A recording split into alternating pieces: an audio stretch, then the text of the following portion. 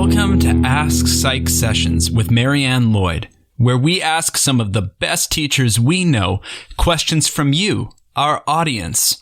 If you have a question or an idea for a conversation, please visit bit.ly/Ask Psych Sessions. That's bit.ly/Ask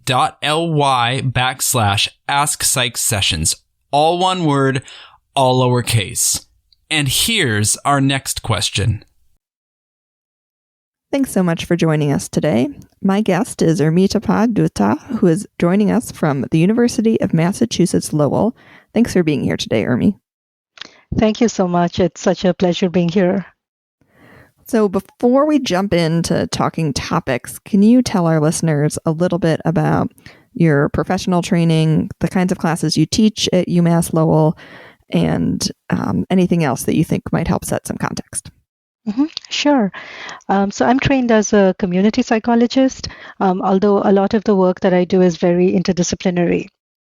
So primarily my appointment at UMass Lowell is in the psychology department, but I'm also involved with a number of graduate and undergraduate interdisciplinary programs such as gender studies, peace and conflict studies, global studies, race and ethnic studies. I teach for the psychology department, but also design my courses to make it accessible to some of these other programs as well. So the focus of my research, and which obviously spills into what I teach too, is I do community-based research, and my work primarily seeks to understand and address everyday violence. So by everyday violence, we mean forms of violence and inequality that are normalized and are often considered endemic to social fabric. So structural violence is an example of that. Where we have systems and structures that are set up in such a way that they produce oppression or marginality, such as racism. I also look at cultural violence, where we see how various discourses, narratives, stories, whether they're cultural, public policy, and at times even scientific and knowledge discourses, I look at how those can also dehumanize particular groups and end up legitimizing their oppression or legitimizing the violence against them. So I really look at all of these things, so trying to both understand and address those from anti-racist, decolonial, and feminist perspectives. There's so much good stuff right there. But before we dig into some of it, can you tell us what even is, and you don't have to give a long answer, but what is community psychology? I feel like that's a word I've heard in a few places, but I'm not sure that I would do a good job of talking about what it is. Sure. So I can give you a little bit of a historical context first about how community psychology came about in the US and in Latin America. And of course, there are different histories in other places, but these are particularly relevant for my teaching context. So this sort of, in the US, it came about in the 1960s. So, when there were a lot of various kinds of social movements that were taking place, like civil rights, labor movements, feminist movements, and this also coincided with a lot of anti-war protests. And so there was really this understanding that our social contexts and the systems and structures that we are a part of, they hugely contribute to our mental health.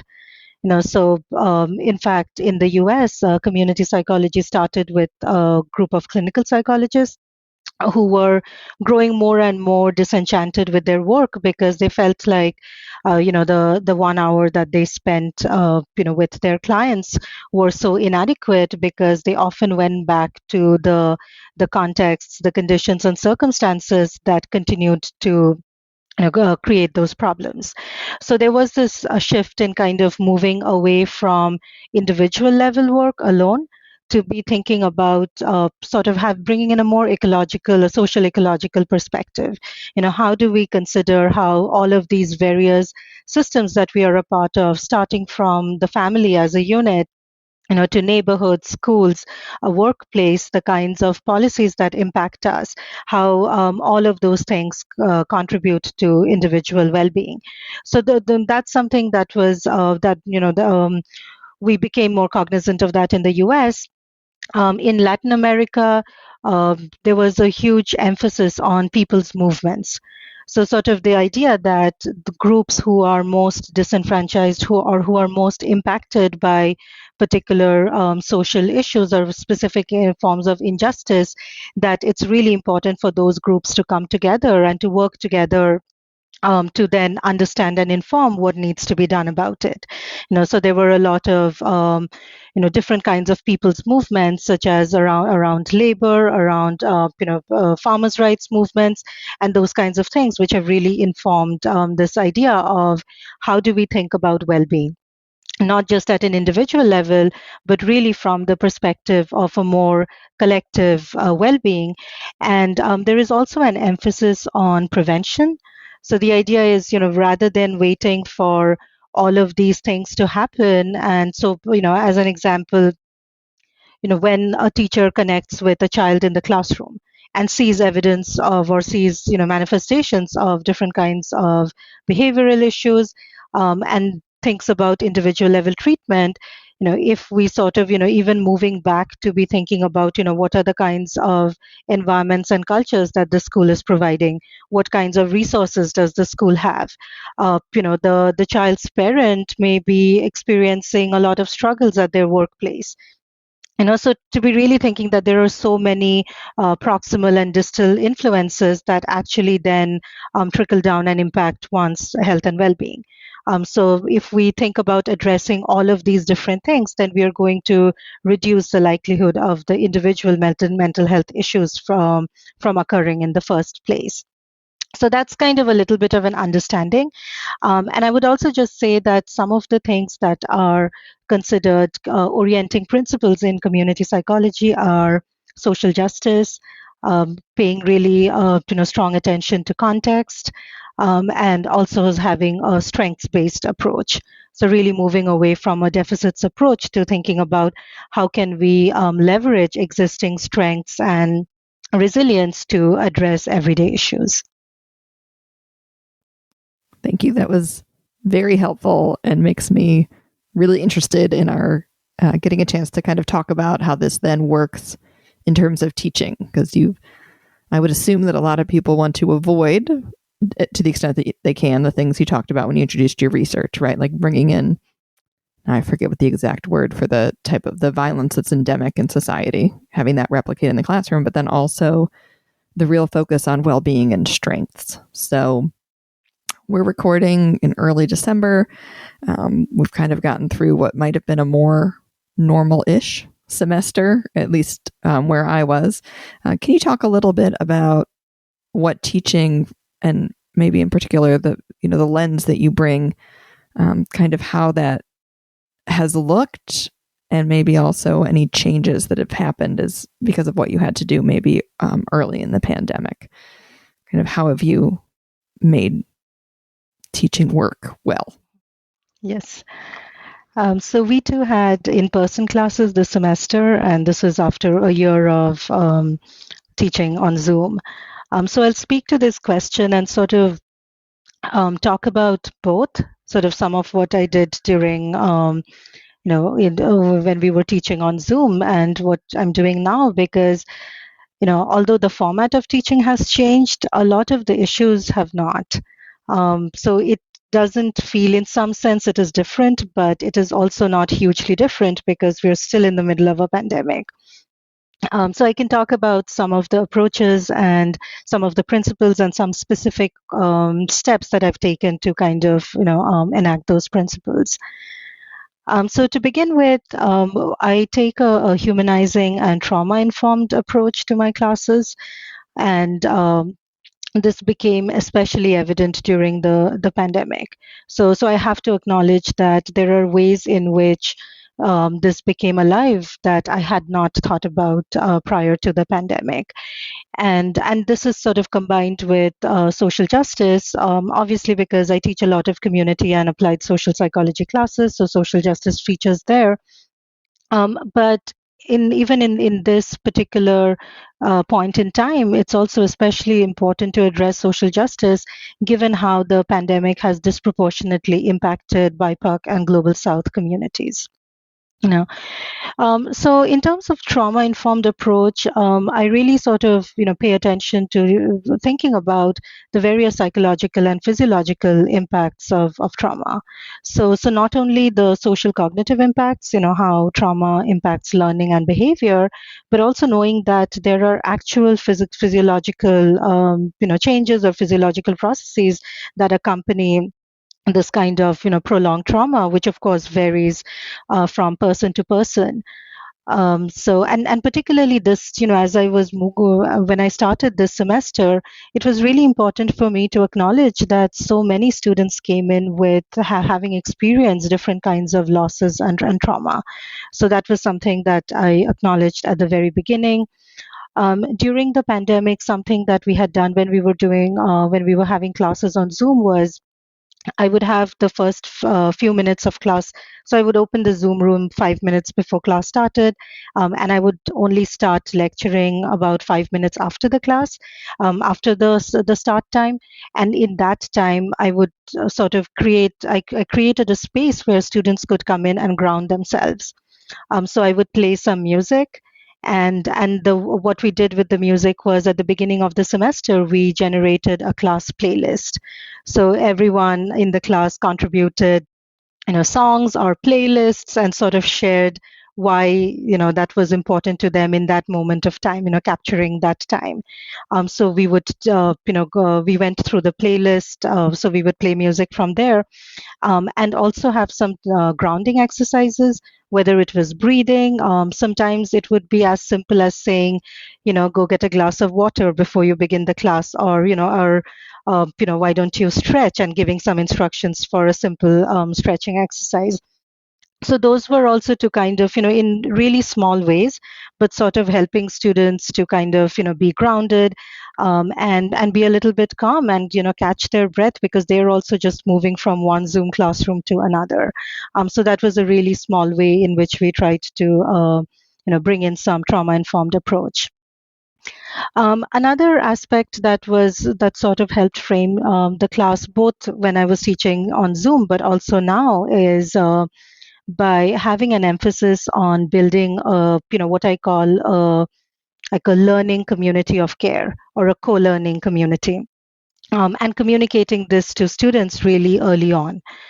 So emphasizing care, that is not something that is or that is not typical in a lot of classes, or in academics generally.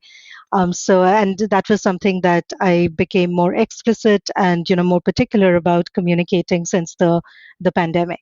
So really explaining what care can look like, and acknowledging all of what students are bringing into the classroom, and sort of inviting students to bring in their entire whole personhood, and not feeling like they have to truncate some part of themselves, and come to the classroom in that detached way.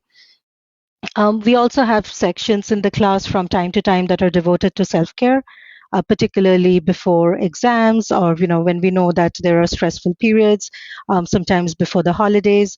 So having sort of these, so we bring in concrete strategies and exercises in class around self-care. I've also expanded the meaning of class participation. So when I describe what class participation looks like starting from the syllabus itself, I'm very particular that class participation is not simply about showing up in class, or just, or who speaks how much, but laying out concrete ways that one can participate, including showing collective care. So looking at, thinking about who else is present in the class, how are we accountable to each other, what are the ways that we can mutually support each other. So those are things that I've really integrated. And especially this semester, part of this conversation was around, masking properly, and sort of really not making it something that is punitive, but sort of, really discussing that as a form of accountability and care. That's masking properly is one way of actually showing care for our peers, or for classmates. So those were sort of some things which informed the way that I approach it. Specifically, though, I would like to highlight something something concrete that I have done in classrooms, particularly in the undergraduate classrooms, which are much larger, is the concept of pods. And I've taken the idea of drawn upon this idea from transformative justice practitioners who sort of use this approach as a way to think about, pod as a collection of people who have your back. So it's not just sort of this vague idea of community, but it can be, and one can have multiple pods, one can be a part of multiple pods. So I split the class into groups of 5 or 6, and so then they remain the same from the beginning through the end of the semester. And so I explained to them what pod means. There's a lot of structure and scaffolding. All of us who teach who teach especially undergraduate courses, know that there are so many pitfalls associated with group activities, and sometimes students hate it just because of all of the complications of how to manage that. So I have a lot of structure. So the beginning, initially, a few sessions are devoted to, for them to do more community building, to get to know each other. And I always have an agenda or worksheet that they get, so which really lays out who are present. I'll have some check-in activity for them with a designated time period. And then the rest of the pod activity is really focused on application. So whatever the topic we are covering, whatever I may have lectured on the previous day, as a pod, they get together and they have a hands-on activity so they can actually apply what they have learned. And sometimes it could also be a way for them to work on specific assignments. So the assignments which span across an entire semester, so then they get time in class to kind of work on those things. Sometimes it's also for them to support each other in their learning. So I really sort of try to elevate the idea of pod as something that disrupts the hierarchical and unidirectional nature of classroom learning. So really emphasizing that that I'm not the only resource in the class, but that they can be resources for each other. And especially during the pandemic, where from time to time students are either sick or they have to get tested, so they're not able to come to class during that time. So also really I've sort of helped facilitate the pods in ways that they also use the pod as a way of helping them catch up on what was covered. So having those kinds of mutual accountability and support. So these are sort of some ways that I've really tried to build the sort of co-learning communities. Thank you so much for that. I love thinking about next semester. I'm like, oh, which of these would be really good things to bring in? So I appreciate all those ideas. I often, when I remember, try to let our guests decide what they would like to tell the listener community. And this could be something you wish that faculty and the other teachers of psychology had read or knew or understood or would consider. Is there anything you would like to share with our listeners? Thank you. I think what I would like to emphasize is sort of, I think it's really important to shift our focus from assessment to learning, especially at a time like this. And also, now that we know that, we're in this for the long haul. Not only as long as the pandemic lasts, but also, its enduring impacts. So I think it's really important for us to be thinking about, what are the ways that we can still facilitate learning, and I think some of that can be eased when we move away from an undue focus on assessment. So thinking about, how do we incorporate metacognitive elements into learning, where students are able to reflect on their own learning and not just us assessing their learning. And I think part of that is also thinking about universal design. And not only just in terms of exam time, but also the ways that we introduce learning or note-taking strategies, having support structures in place in order to emphasize learning, even thinking of, rethinking exams as opportunities for learning rather than just ways of assessing students. So that's an area that I feel that we need to be having more active discussions about down the line. Great, thank you. Maybe that's a good suggestion for the next annual conference on teaching. Maybe we can have a panel in Pittsburgh, perhaps. Well, I just want to thank you again for your time and your willingness to share your experience and your insights and your ideas so that we can, create, I really like that word, right? Learning communities, not just classes. I've been chatting today with Dr. Umitapa Dutta from the University of Massachusetts Lowell. Thanks again. Thank you.